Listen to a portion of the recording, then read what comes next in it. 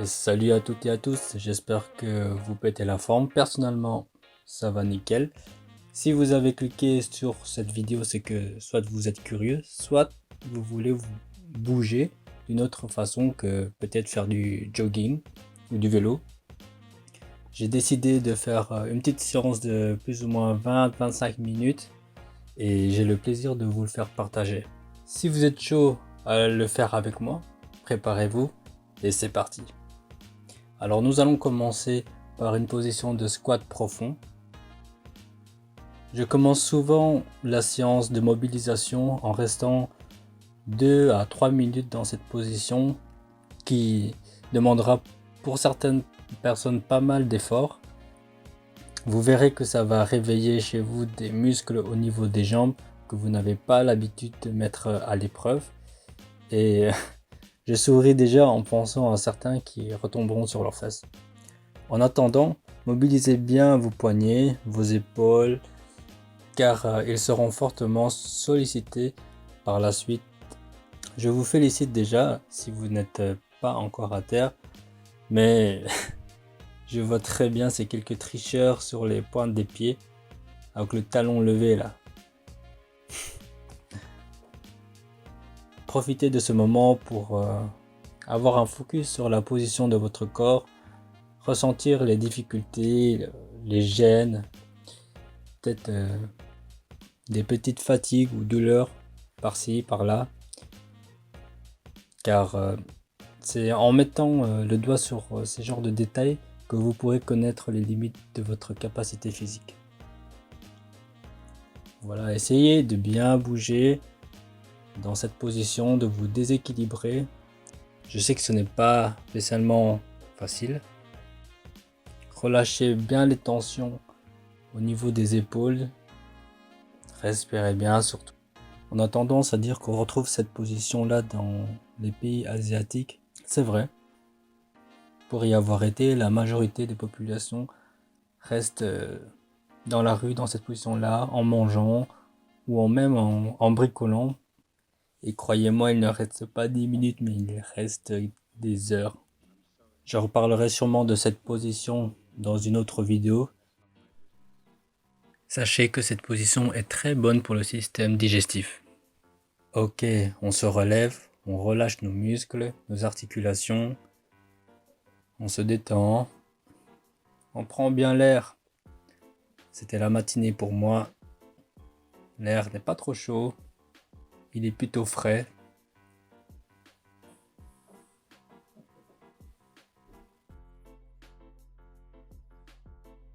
Allez, second exercice, on va se mettre en position du crabe. Les 4 pattes inversées, comme ceci. Une main qui se soulève et à ce moment-là, on va lever le bassin vers le ciel. Allez-y. Et la main qui est en élévation, elle va venir passer derrière la tête et tirer vers le bas. Essayez de bien ressentir ce que ça provoque sur l'avant de votre corps, au niveau de votre bassin, de votre cuisse, sur votre bras. Maintenez quelques secondes et puis replacez-vous en position de crabe. Et on fait de même de l'autre côté.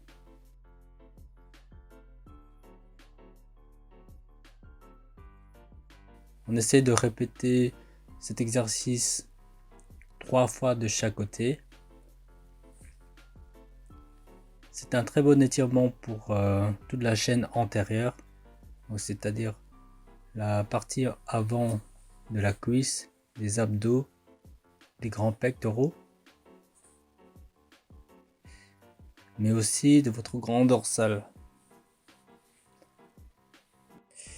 Allez, maintenant à partir de la position du crabe, on va venir avancer les genoux, allonger son corps, essayez de descendre les genoux proches du sol, maintenir les bras tendus et la main plaquée au sol. Et on étire bien pas plus de 5 secondes. En le répétant 3 fois, c'est bien. Ok. Allez, on relâche un peu tout ça. On remobilise les poignets. Toujours, c'est important. Je vous le répète. Les poignets sont vraiment des articulations fragiles. Allez, on laisse 20 secondes de répit. Et on entame l'exercice suivant. Allez, de nouveau proche du sol. Une jambe devant, l'autre derrière. Une main en appui au sol et l'autre en l'air avec l'épaule et le coude en arrière. Voilà, avec le pied en arrière, on va chercher le plus loin possible pour bien mettre en tension les mollets, les ischios, mais aussi on va étirer le psoas. Allez, c'est parti, on change de côté et on fait pareil.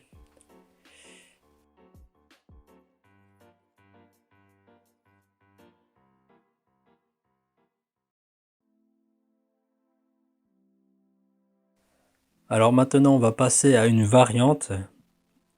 Donc dans la même position, on va lever le bras qui n'est pas en contact avec le sol et le pied en arrière sera couché carrément sur le sol, non plus sur la plante des pieds mais sur le dos du pied. Et similairement, on va essayer d'aller chercher le plus loin possible. On maintient évidemment quelques secondes et on switch de l'autre côté. Vraiment, l'idéal, ce serait d'essayer d'aplatir toute votre colonne vertébrale, tout votre corps, de la tête jusqu'aux pieds.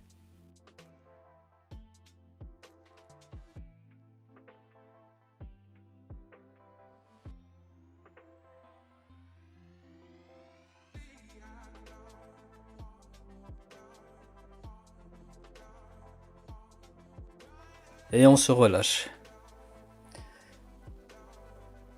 Prenez bien une bonne inspiration et soufflez le double du temps de votre inspiration.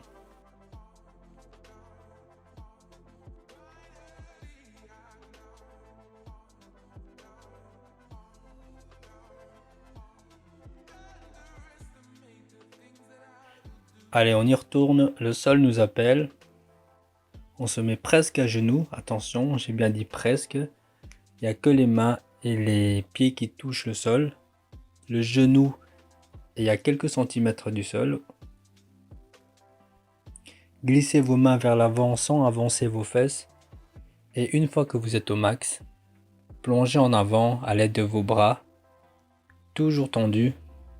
Maintenez un léger contact des pieds avec le sol et faites les limites glisser vers l'avant. Attention, il ne faut pas sauter. C'est comme si vous imaginez une grenouille qui saute, mais au ralenti, sans lever les pieds évidemment. Alors voilà pour les plus souples d'entre vous, voici une variante de l'exercice qui consiste à ramener tout simplement les pieds entre les mains et les passer en avant. Je sais que cet exercice n'est pas vraiment évident quand on le commence, mais je vais vous donner quand même une astuce, c'est que lorsque vous posez les deux mains au sol, essayez de poser vraiment les doigts. Ainsi vous gagnez 3 à 5 cm de hauteur.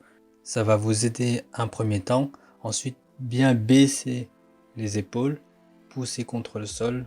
Un autre astuce, c'est au moment du passage des jambes entre les bras, c'est de croiser légèrement les pieds l'un avec l'autre en rentrant la plante des pieds vers l'intérieur. Ça va permettre de gagner de la hauteur et ça facilite donc le passage. Alors la question maintenant à se poser, est-ce que les conseils que je vous ai donnés, est-ce que c'est de la triche ou pas? Tant que vous arrivez à trouver une adaptation pour réaliser le mouvement sans que cela vous fasse mal, sans que cela vous blesse, je ne vois pas vraiment le problème. Au contraire, je trouve ça plutôt bénéfique pour votre corps de pouvoir trouver et adapter, ajuster des mouvements, voire découvrir des mouvements, aller un peu au-delà de vos amplitudes articulaires. Maintenant, on passe complètement au sol, donc on va venir s'asseoir de cette manière-là. Cet exercice va se focaliser spécialement sur l'articulation de la hanche. On va venir céder donc des bras en arrière pour pivoter d'un côté et puis de l'autre. Alors voilà un exercice très efficace qui va permettre d'évaluer un peu la qualité de vos hanches à bouger dans la rotation. Une autre variante consiste pour les plus déterminés, c'est de pivoter sans l'appui des mains. Vous verrez que je vais essayer de le faire une fois, mais à un moment ça bloque un peu, donc j'ai dû m'aider de mon bras. J'ai triché un peu, mais c'est pas grave, j'ai jamais dit qu'on ne pouvait pas tricher. Ok les amis, on se relève. Faites votre propre feedback par rapport à l'exercice précédent. Demandez-vous si c'était difficile, si c'était relativement facile pour vous. Et en tout cas, je vous félicite vraiment d'être arrivé jusqu'ici si vous y êtes encore.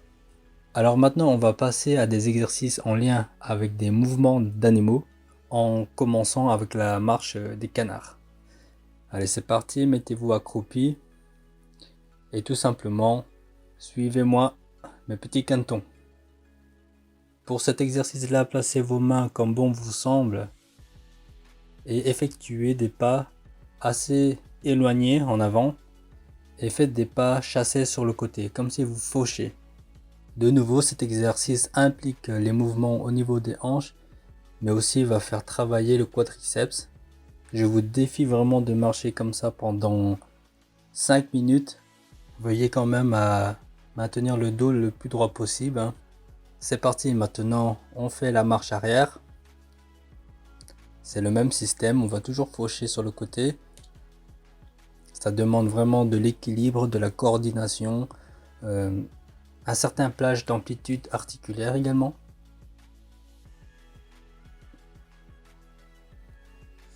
Allez, on y est presque les gars.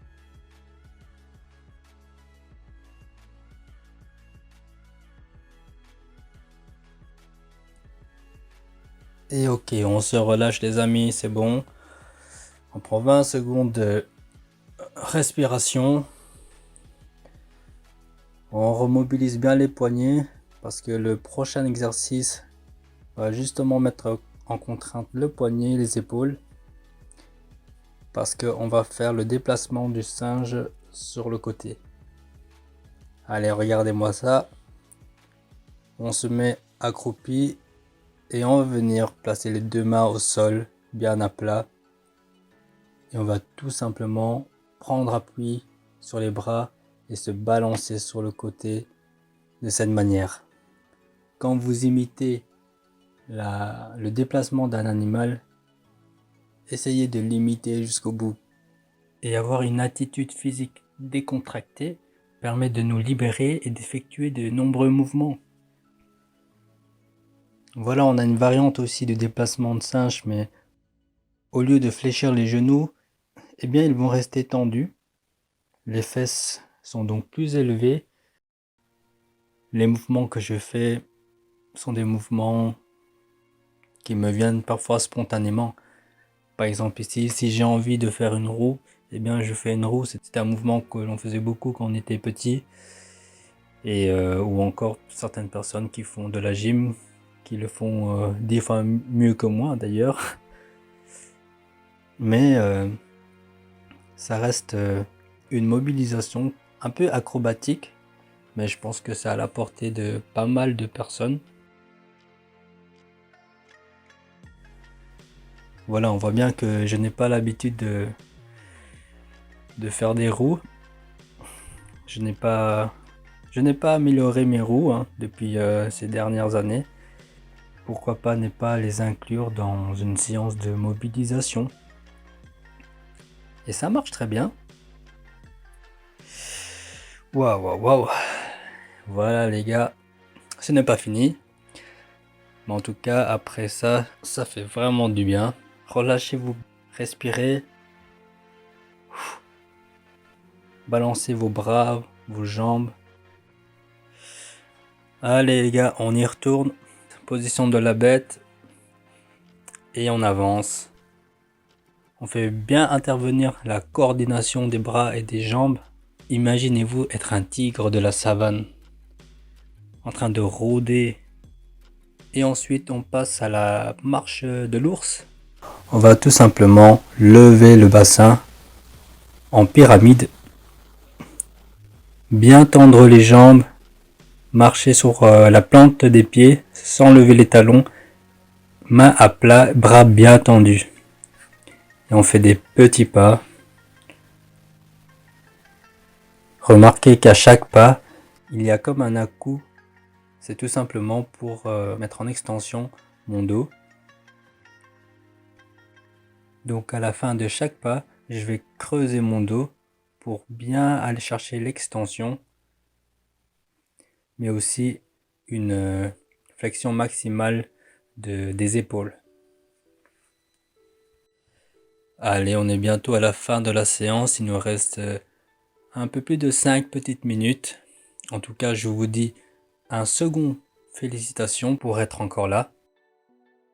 J'espère vraiment que pour le moment la séance vous plaît et que vous avez vraiment l'impression d'avoir fait quelque chose durant ces 20 minutes de votre temps. Maintenant on passe à l'exercice suivant. C'est parti. On va marcher. Donc faire des allers-retours. Ainsi, en faisant des flexions de hanches, on va tout simplement venir toucher la jambe, le tibia avec le coude. C'est mieux de faire avec le coude opposé. J'ai commencé avec le coude du même côté de la jambe qui part en avant. Mais après l'avoir fait une ou deux fois, je me suis rectifié. Maintenez votre position du dos le plus droit possible. Hein. Et ainsi que votre jambe en avant droite. Ok, de nouveau, une petite pause. Récupération. Relâchez bien les bras. Ouvrez bien la cage thoracique. Inspirez bien.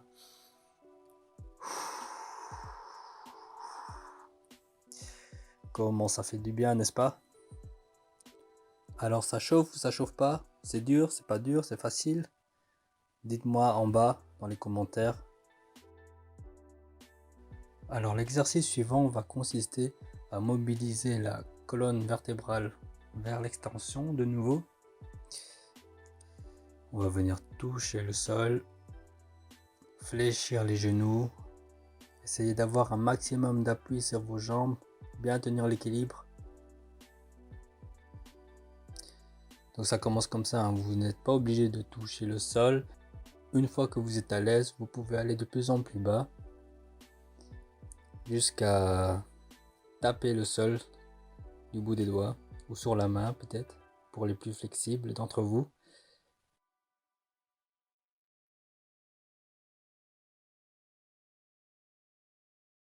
L'exercice suivant sera du même principe, hein, sauf que il est beaucoup plus spécifique à la colonne dorsale supérieure. Cette partie de la colonne, elle est située aux alentours de vos omoplates. Hein.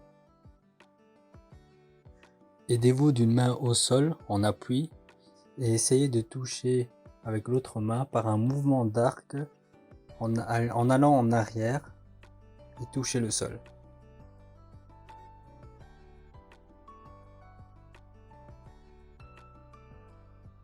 Je vous déconseille de faire cet exercice en début de séance. Il faut faire un certain échauffement, bien mobiliser le tronc avant de pouvoir partir en arrière de cette manière-là. Allons maintenant étirer et mobiliser un peu les épaules. On va venir étirer donc tous les muscles qui englobent l'épaule, ainsi que les muscles du bras, mais aussi tous les muscles qui vont fixer l'omoplate. Alors on met les genoux au sol, une main sur le sol et l'autre main il va venir chercher le côté opposé le plus loin possible. Et une fois que vous êtes au maximum, posez votre épaule contre le sol. Maintenez 3-4 secondes. Et pareil de l'autre côté. On peut éventuellement finir cet exercice en maintenant l'étirement de manière plus prolongée. On inspire et on expire correctement. Lorsque vous êtes en position d'étirement prolongé, vous pouvez également jouer avec la position de votre bassin. Reculer un bassin, jouez donc avec la position de votre bassin et vous voyez ce que ça fait au niveau de votre dos, de votre flanc. Vous sentirez peut-être des tensions en plus au niveau que ce soit du grand dorsal, au niveau des épaules, au niveau de votre articulation de l'épaule. Explorez bien tous ces petits phénomènes là, c'est très important. C'est comme ça que vous allez vraiment découvrir ce qui se passe dans votre corps.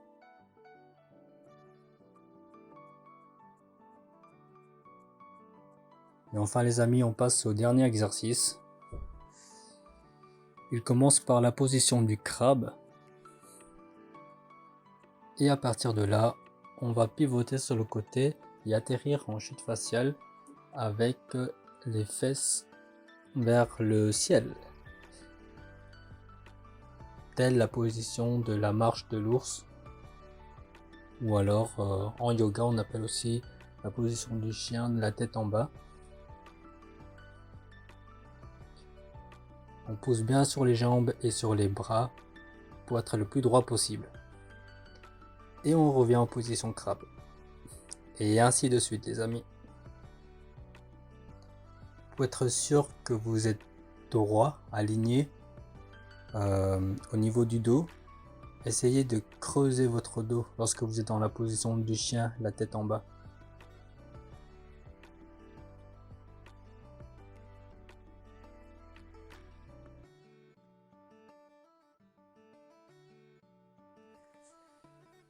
Allez, on relâche bien tous les muscles, toutes les articulations. On souffle, on respire. Et on arrive enfin au dernier exercice. C'est le scorpion.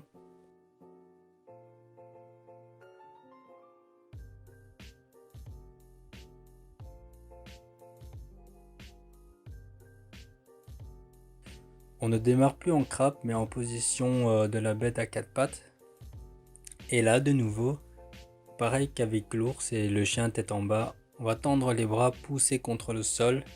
Et on va tout simplement venir élever une jambe en arrière et sur le côté opposé pour progressivement se laisser aller et retomber de cette manière. Il suffit maintenant de se replacer et de nouveau on le fait avec la jambe opposée. Encore une fois dans cet exercice on va se focaliser sur la chaîne antérieure, c'est-à-dire au niveau des quadriceps, du psoas et même au niveau de la loge antérieure, donc les abdos aussi. Donc les abdos. Allez les gars, et on y est. Franchement, waouh. J'espère vraiment que cette séance vous a plu. Surtout comme je l'ai dit tout à l'heure, n'hésitez pas à mettre un commentaire en bas, donner votre avis, ce que vous ressentez, ce que vous voulez pour les prochaines séances, peut-être des idées. Étant nouveau dans la communauté de YouTube, je suis ouvert à plein de types de conseils, que ce soit par rapport à ma présentation orale, par rapport à la musique, par rapport aux exercices même. En tout cas, je vous remercie beaucoup de l'avoir fait avec moi et à bientôt pour une autre séance. Peace.